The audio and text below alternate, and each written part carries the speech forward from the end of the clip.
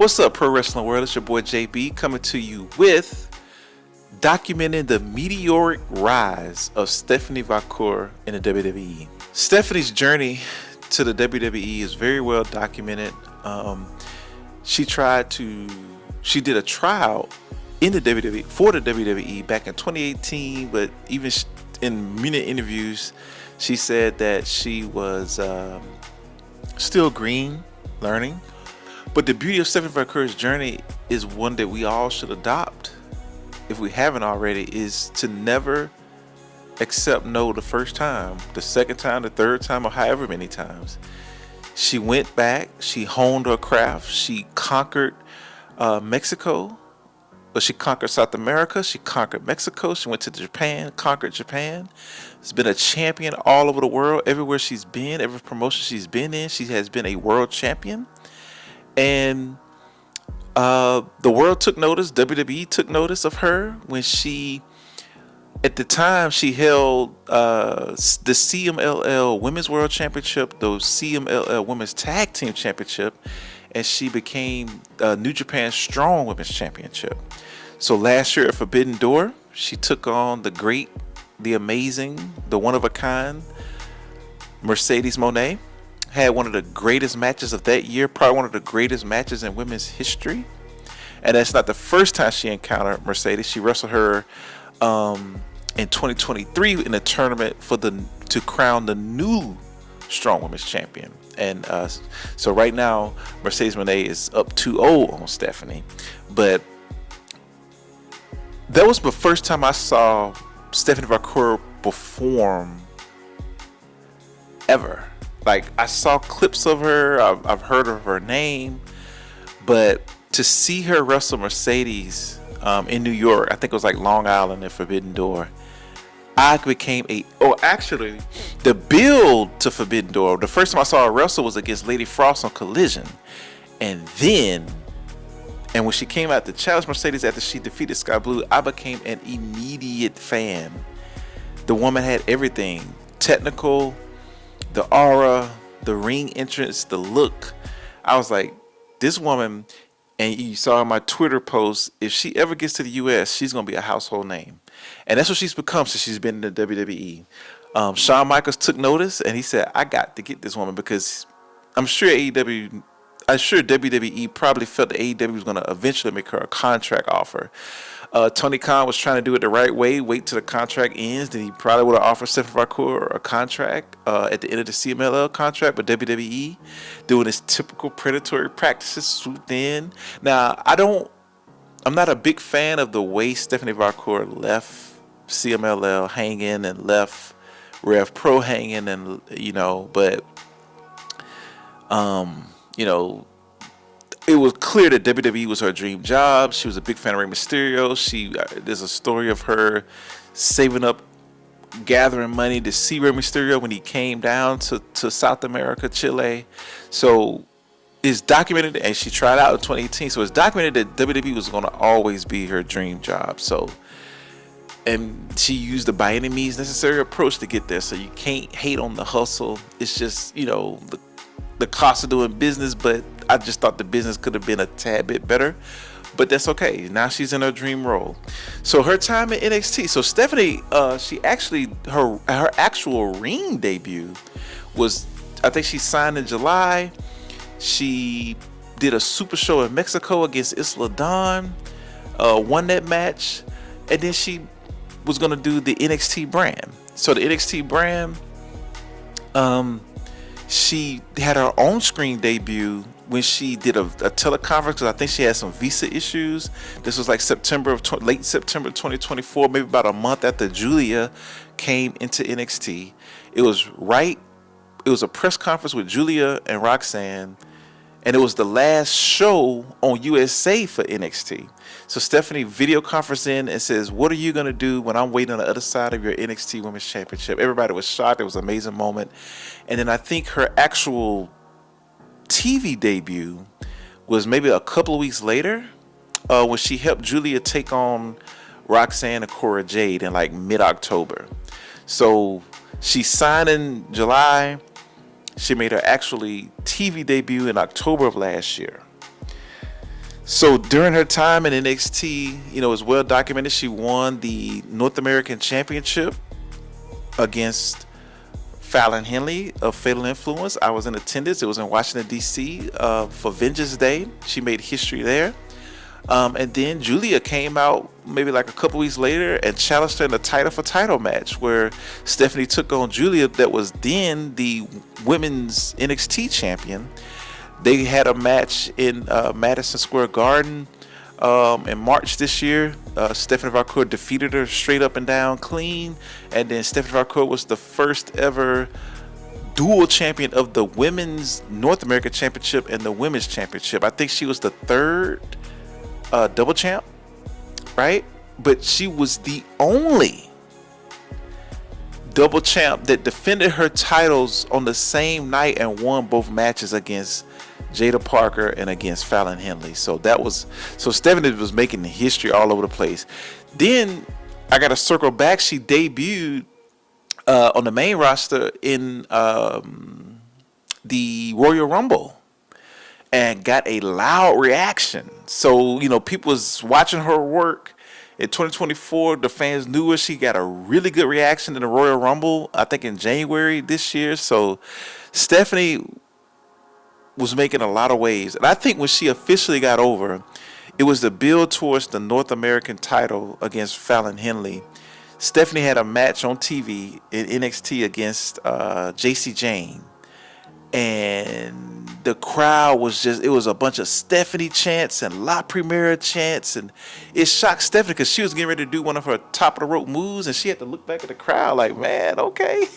So that was like January time frame, and then all the way through, she became the number one contender New Year's Evil, and I was in attendance, and she ended up winning the match at Vengeance Day. So Stephanie was a double champ. She relinquished the championship after so Shawn Michaels was trying to get her to make all of this history, which was awesome. She relinquished the championship after she defended it the following week. And then she had some great title defenses against Roxanne Perez, against Jada Parker, against, I think one of her best match title defenses was against Jordynne Grace at Battleground. And then she shockingly dropped her NXT championship after 77 days against JC Jane. But that's because Triple H wanted to call her up to work Worlds Collide at the time during the summer. I think that was the June time frame this year, to work Worlds Collide and Money in the Bank. And that was her introduction to the main roster. She defeated Ivy Nile, I think. But the coolest thing about Stephanie Vaquer, after WrestleMania, it was a surprise match that Stephanie had against Io Sky. And it was a whole bunch of "this is awesome" before they even grappled. "This is awesome, La Primera, Io Sky, fight forever." It was a sensation. That's how you knew Stephanie is really, really, really over. The Monday Night Raw after WrestleMania on the main roster, she wrestled Io Sky. So when she lost to JC Jane, she went to the main roster, and this was around the June time frame. Now, I felt like Triple H didn't want to completely buy into her yet, because the thing about the WWE, man, they have their schedule on when they want to push people. And if somebody organically gets over, this was in the Vince McMahon reign too, they like to punish that wrestler by either not put them on TV or having them lose a bunch of matches. But Triple H took the route of put her in catering for no reason. And people online were wondering, like, what the hell is Stephanie Vaquer, man? You called up to the main roster and she's doing nothing. And so she eventually was in the Queen of the Ring tournament where she was in a fatal 4-way with Asuka, which was amazing. And then she went in catering a little bit. Then she came back and won the Evolution Battle Royale to eventually have a world title shot against then champion Naomi. So Naomi ended up getting pregnant finally, which was a great moment for her. She was trying to be a mother for a long time, so shout out to her at Big Jim. So it became a vacant title, and then it became Stephanie Vaquer versus Io Sky. This would have been the third time they would wrestle for the Women's World Championship at WrestlePalooza, which was a tremendous match. Stephanie Vaquer beat Io Sky clean and became a women's world champion. And then she went on after she won the Women's World Championship to defeat the then undefeated Tiffany Stratton, who was a world champion on the SmackDown brand. Defeated Tiffany for the first time. Tiffany was undefeated all year. You know, Stephanie went in there, defeated her to become the Crown Jewel World Champion at Perth. So Stephanie Vaquer ended up being the first woman to win 4 titles in a calendar year, which is, I mean, from February to October, she captured 4 championships. From February 15th, I think, Vengeance Day, to then October in Perth for Crown Jewel, the first woman ever, 4 championships. Ever. So she's La Primera for a reason. Her meteoric rise in WWE is undeniable. I mean, she has everything. She can do everything in the ring. Submission, strong style, technical, mat work, high flying. She has aura. She has an amazing look to her, from her ring gear onto her walk to the ring. She has a great grassroots connection with the crowd. They love her. I think Stephanie Vaquer deserves the push. Triple H was very hesitant at first, but Stephanie became undeniable. The people want La Primera. Because I still believe that Triple H wants to push Julia like he's pushing Stephanie, but for whatever reason, the connection is not there with Julia, but that's not Julia's fault. So Stephanie Vaquer is a world champion. I mean, within a year of her television debut, she became a world champion, which is amazing. I think she deserves it. Shawn Michaels, I do like the way Shawn Michaels booked Stephanie better than how Triple H is booking her. I love to see Stephanie mix it up with Asuka and Lyra Valkyria, Becky Lynch, eventually Rhea Ripley. So I hope Stephanie gets booked as a fighting champion. WWE has this thing where they don't want their champions to wrestle on TV, which is so weird. But like Stephanie Vaquer said, wrestling is her first language, so let the woman wrestle. I think for Stephanie Vaquer now is to continue to develop her character, continue to character development, and she'll be fine, man. She can do everything in the ring. She has the look, she has the aura, she has the charisma. Continue to develop the character work. She's getting super, super, super great and fluid in the English language. And the sky's the limit. Stephanie Vaquer should be a multi-time world championship in the WWE. I hope she gets the chance, since she went straight to the top, because, you know, the WWE Women's Championship on the Raw brand is the top championship. So I hope she can eventually be a Grand Slam championship, a Grand Slam champion. So she had to win on SmackDown. She had to win the 2 mid-card belts and then the tag belts, and she would have won every single women's title in WWE.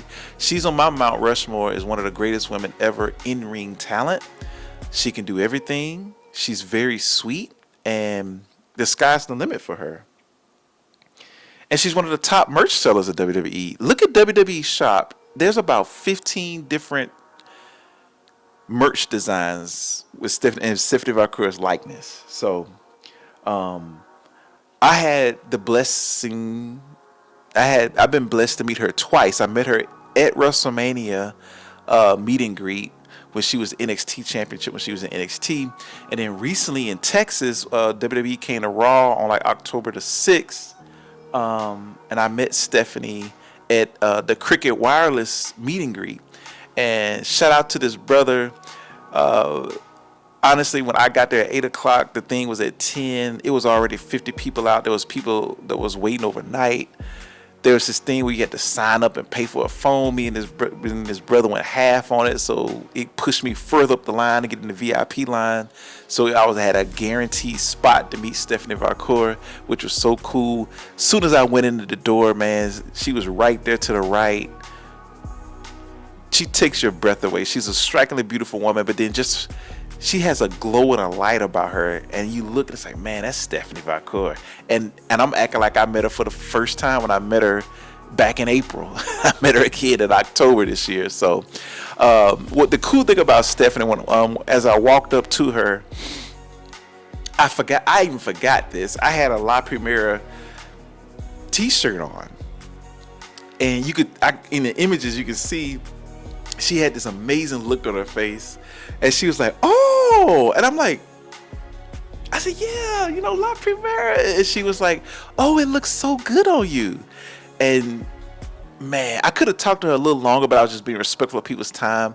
I just said, "Hey, Stephanie, you're the best. Pleasure to meet you." And I bowed to her. She's like, "Oh, thank you." She's such an incredibly sweet, sweet woman. She really liked the fact that I had that La Primera shirt on. Incredibly sweet woman, man. You could tell she loves her fans, and the fans love her right back. And so I posted the picture of me and her on Twitter. I mean, on Instagram, and I tagged her in it, and I was like, "Eres la mejor," which means you are the best. And she reposted it, and she liked both of the posts. She liked the post I made of her, and then she liked the repost. So that made me feel so special that she saw that, and she reposted it on her social media. But Stephanie Vaquer instantly became my favorite. I'm always love Oscar. I'm always love Mercedes Moné and Athena and Megan Bain and all these women that I follow. But Stephanie Vaquer is definitely near the very top, right there with Oscar. She's one of the only reasons with her, Stephanie Vaquer, and Oscar why I watch WWE, because I do not watch SmackDown, I do not watch NXT. I watch Raw long enough to see what's going on with Stephanie Vaquer, what's going on with Oscar. I hope they have that dream match one day. And like I said, what's next for her? To continue to get stronger in her English, which she's already doing. Continue to evolve a character. I like her ring interest, the enhancements there. I would love to see her in a major storyline and a major feud, and the sky's the limit for this woman. All hail La Primera. Eres la mejor, Stephanie Vaquer. You are one of the very best in the world, and the sky's the limit for that young woman, man. La Primera, the first, Stephanie Vaquer, women's world champion, one of the very best in the world. Peace, family.